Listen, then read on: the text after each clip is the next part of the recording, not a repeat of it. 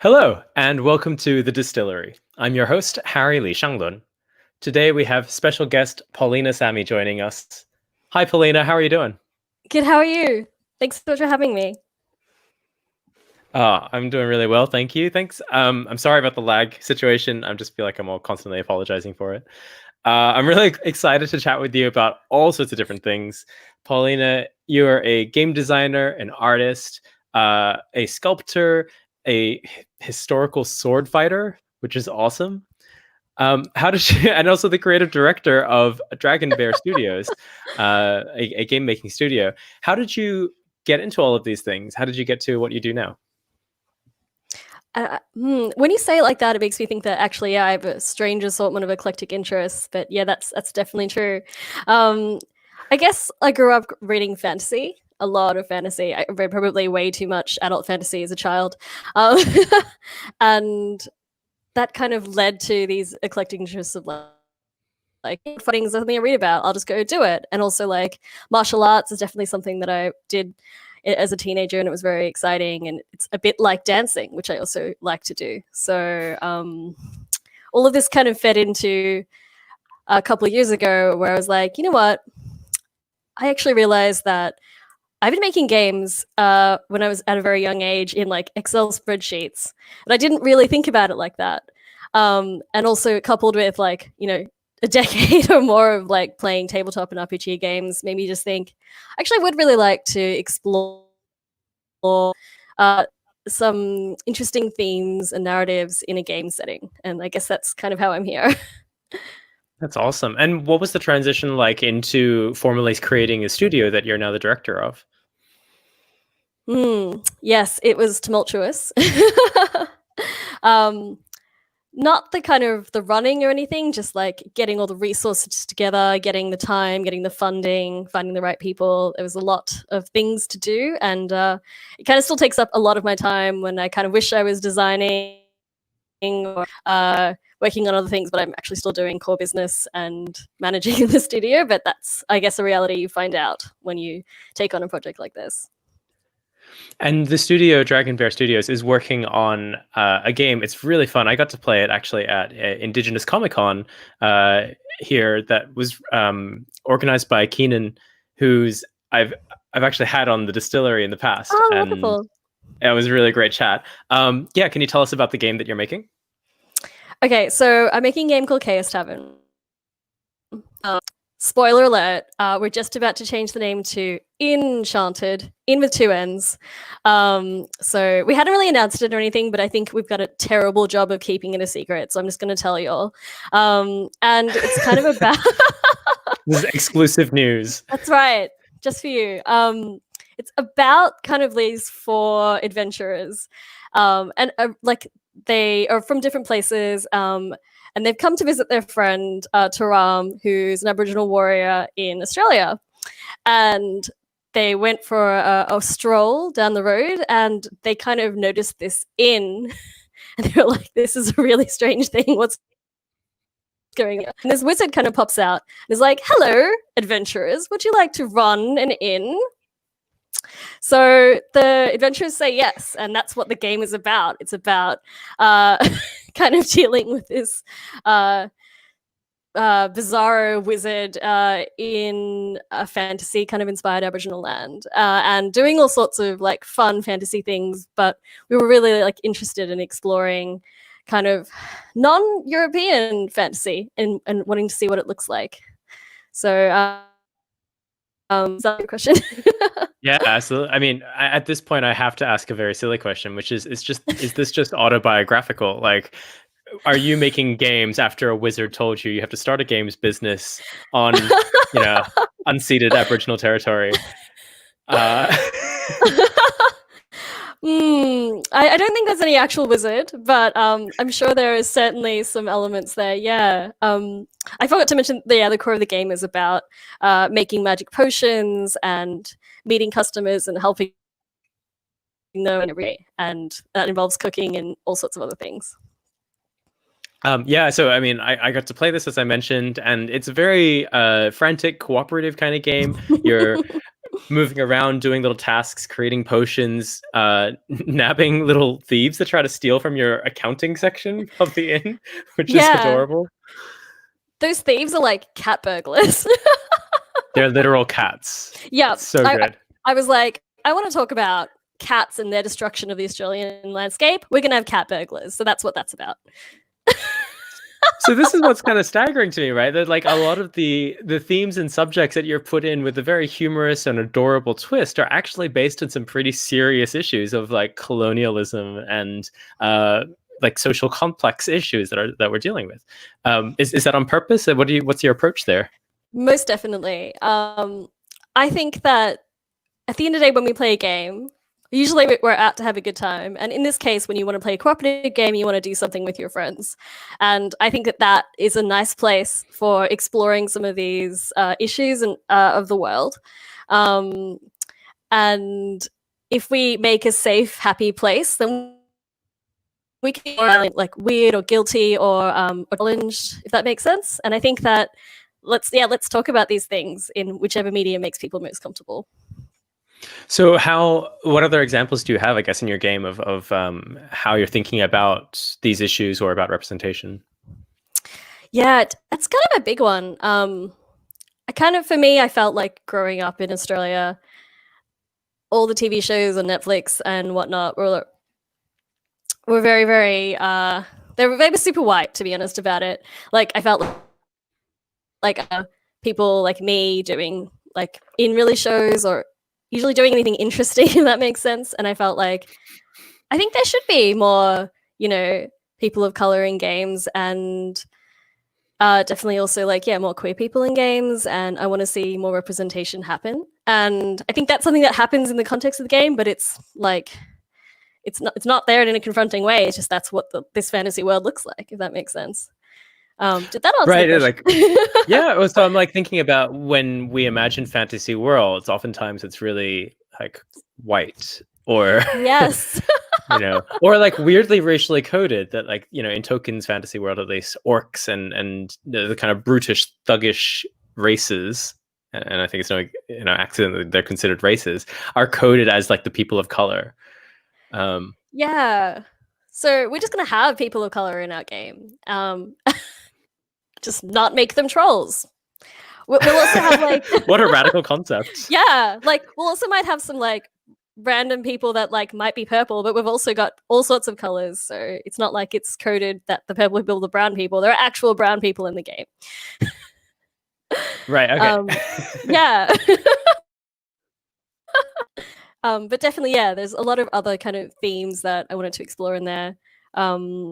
Definitely that decolonization is one of them that's in there. It's not there in a confronting way. It's just something you experience, and in a way that I think is a bit like cathartic, because I feel like a lot of my Australian friends are like, yeah, this whole colonization situation sucks and we inherited this and I don't know what to do about it, and I don't know how to reach out to the First Nations people and engage or anything. Well, it's like just acknowledging and like reading up about it, learning about it is the first step, and I hope that it opens up a wider discussion about it in a positive way, if that makes sense. I'm not trying to alienate anyone. I'm just trying to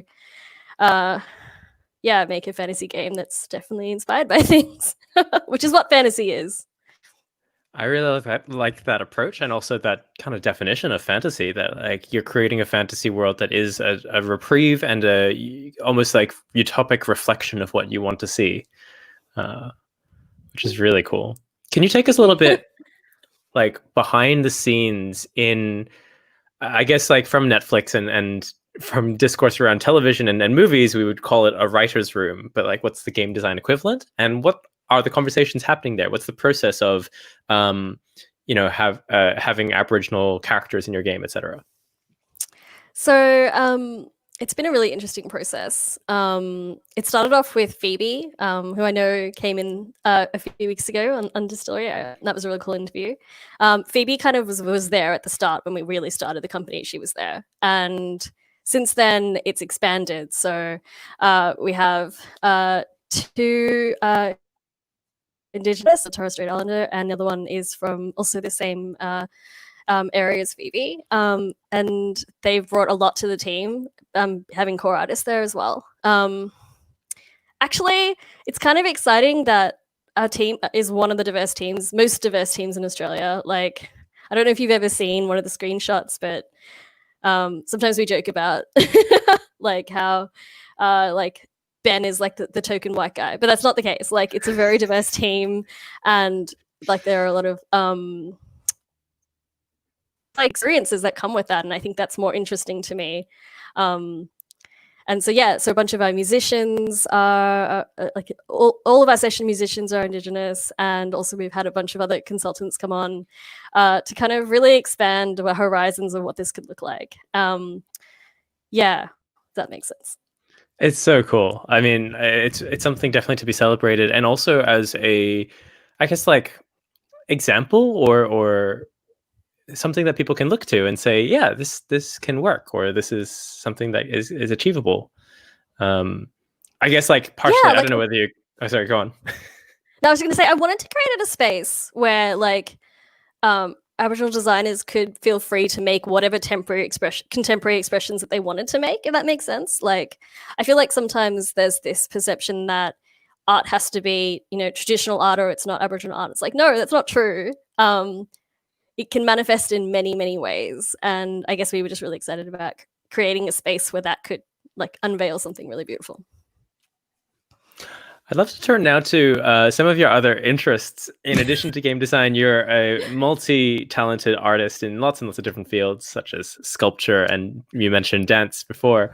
How do you approach those art forms with the same kind of critical lens, or what do you try to achieve in each of your disciplines?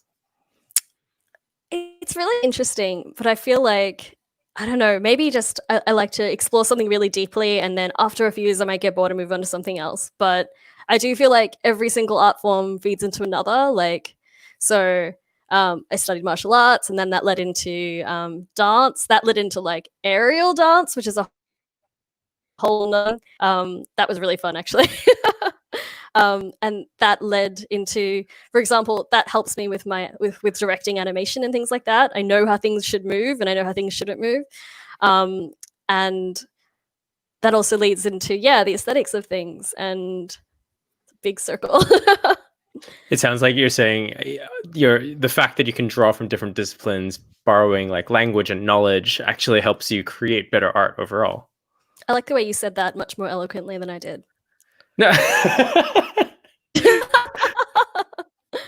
I'm just like drawing from what you said. I mean, that's a lie. Like, the lie is that this is the distillery and that I distill people's conversations. When I like it. I mean, it's good.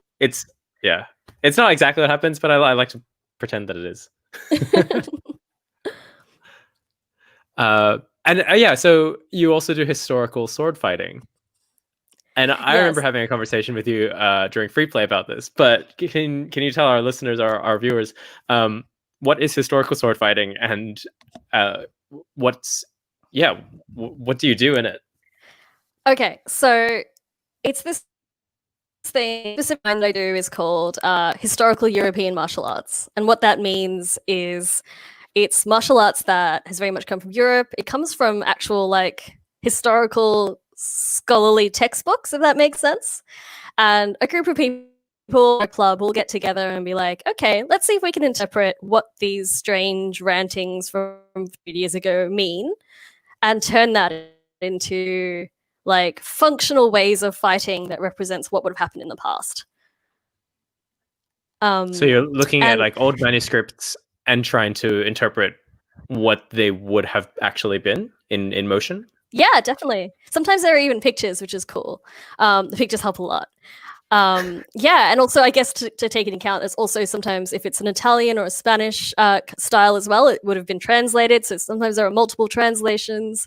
It's a very like historical nerd thing to do, and it's really cool. But also you get to play with swords, which are really fun. The joy of saying that.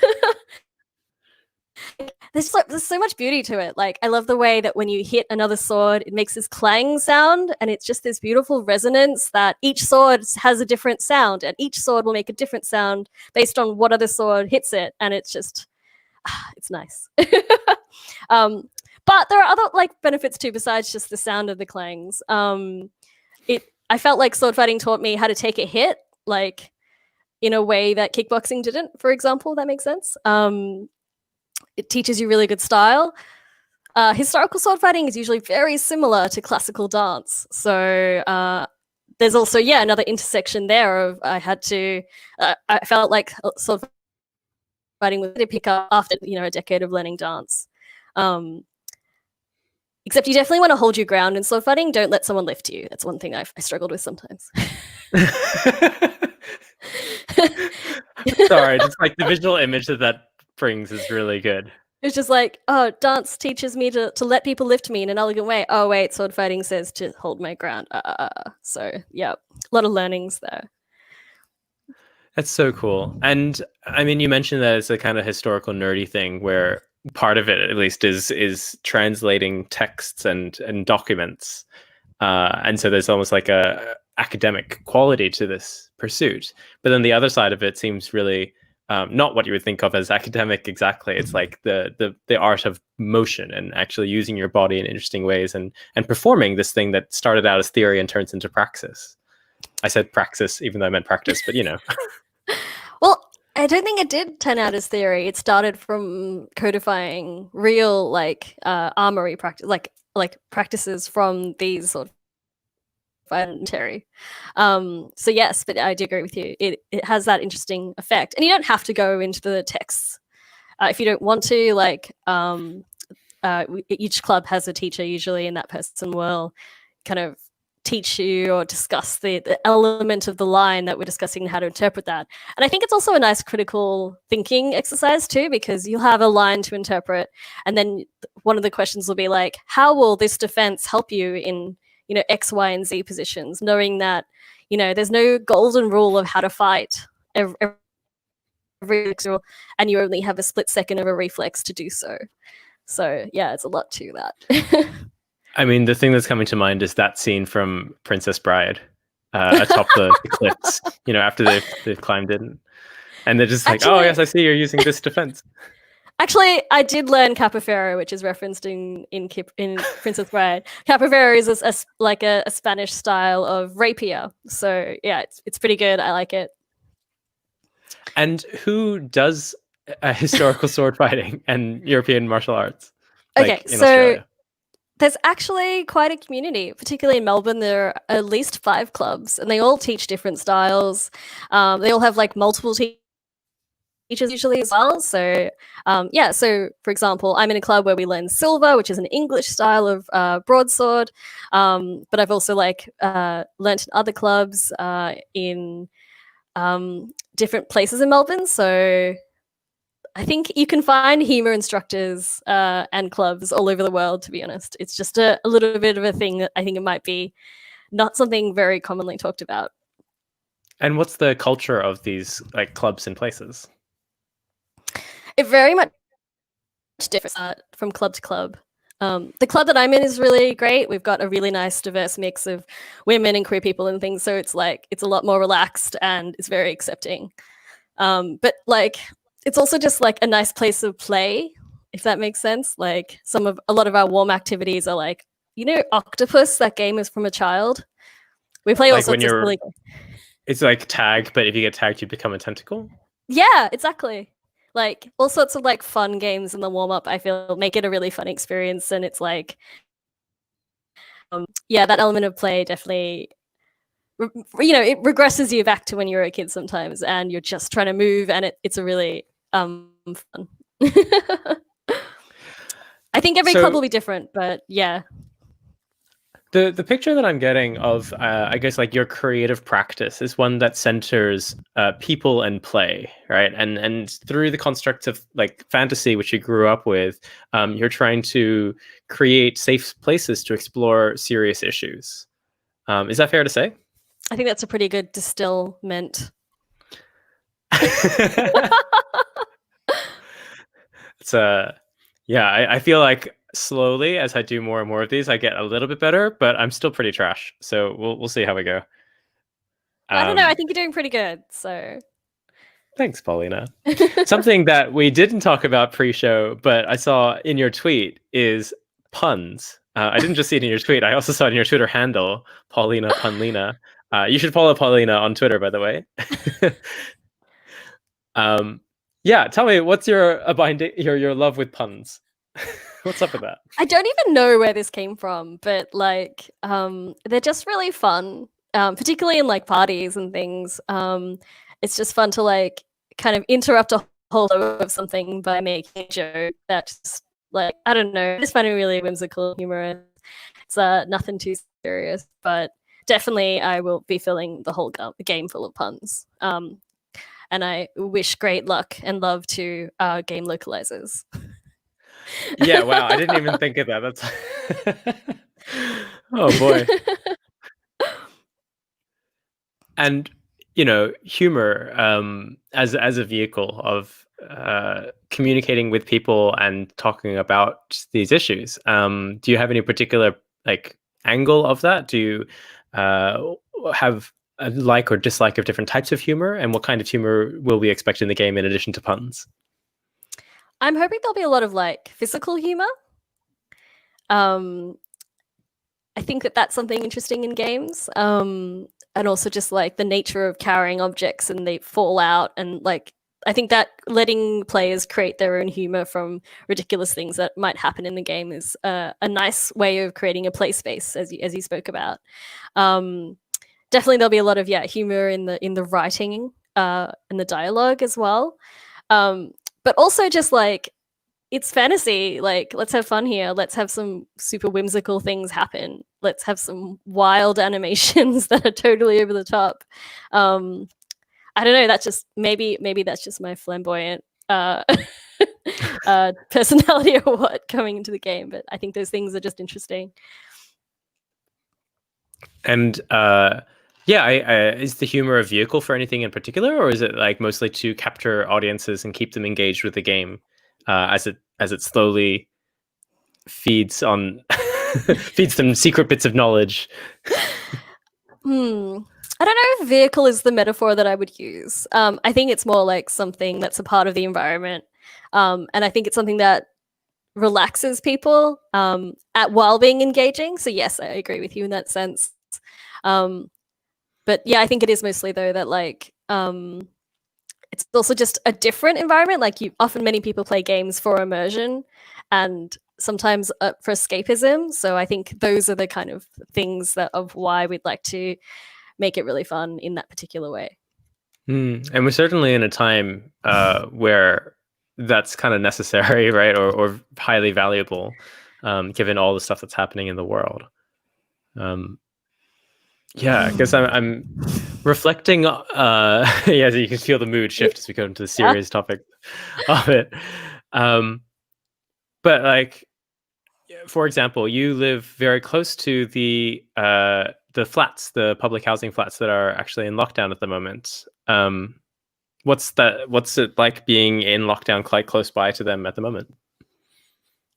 It just feels like a weird privilege that someone who lives like across the road from them are allowed to go walk in the park and get my own groceries. And when I go do walk to the park, I can see all their lights on because they're all home and they have nowhere to go. And I think that that's very confronting. And also totally unprecedented, I think, particularly in our democracy. Well, like, I guess not totally if you think about, Manus Island and things like that, but in the mainland, it's even more confronting. And I hope that I kind of wish this was better planned and executed. Yeah. Yeah, totally. I think the way that I think about it is it's like either a sign of great unpreparedness, which is probably true, or a sign that like you think that this is the actually best solution, which reveals the deep racism and classism implicit in your beliefs patterns, right? Like those are the two things that it reveals about government. And as you say, it's not really unprecedented in that it has a whole bunch of factors culminating to this point. It doesn't come as a surprise, even though it is disappointing. I was surprised, though. I was really surprised because I just thought, I don't know, I just didn't expect such a strange, I don't know, we'll just lock down a couple of certain towers, but all the other private towers are fine. Like, it's just such a strange bunch of different rules that are being applied right now.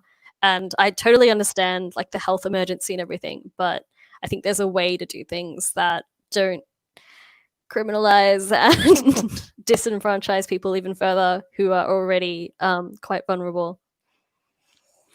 And so I guess this is what's interesting to me, that like discourse around all of the systems of oppression that we try to dismantle in myriad ways comes in lots of different flavors, right? There's lots of lanes for activism. There's lots of room for people being angry, for people being gentle, for people making art, for people making signs at protests.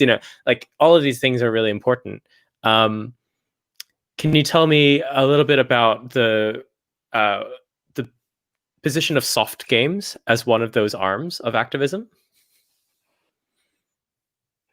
That's a big question. Yeah, sorry. It was also like a little bit of a leap, but it's something I think I'm interested in saying, if games can respond to the world, and you're making a soft game, then what's your take on how you respond through the softness?